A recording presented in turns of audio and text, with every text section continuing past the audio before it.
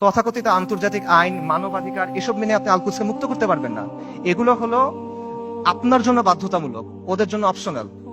Israel কতগুলো মানবাধিকার ভঙ্গ করছে, ইসরায়েল কতগুলো আন্তর্জাতিক আইন ভঙ্গ করছে, আমেরিকা ইরাক আর সিরিয়াতে কি করছে, ফ্রান্স এখন আফ্রিকাতে কি করতেছে, ইভেন জাতিসংঘের যে শান্তিরক্ষা বাহিনী এর আগে সুদান, হাইতি, লাইবেরিয়া, কঙ্গো এসব জায়গায় গিয়ে সাধারণ মানুষকে রেপ করতেছে। এগুলো মানবাধিকার লঙ্ঘন না? আন্তর্জাতিক আইনের ভঙ্গ হয় না এখানে? কার কি হয়েছে?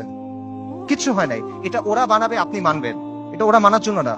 আপনি এগুলো বিশ্বাস করে বসে আছেন, লাভ নাই। এগুলোতে ওরা আপনার হাত দুই পেছনে বেঁধে রাখবে, তারপর ইসরায়েল এসে আপনাকে জবাহ করবে। এরা আমাদেরকে নারী অধিকারের কথা বলবে, শিশু অধিকারের কথা বলবে, মানবাধিকারের কথা বলবে, পর্দার সমালোচনা করবে, নিকাবের সমালোচনা করবে, শরিয়ার সমালোচনা করবে। তারপর আমাদের বইয়ের মধ্যে এলজিবিটি ঢুকাবে। কিন্তু যখন লিটারেলি হাজার হাজার নারী, শিশু, বৃদ্ধ মারা যাচ্ছে, জেনোসাইড হচ্ছে, এথনিক ক্লেন্সিং হচ্ছে, তখন এরা এসে কি বলবে? Israel has the right to defend itself, we must condemn Hamas. এই তো অবস্থা। এটা হলো আন্তর্জাতিক আইন এবং মানবাধিকারের অবস্থা।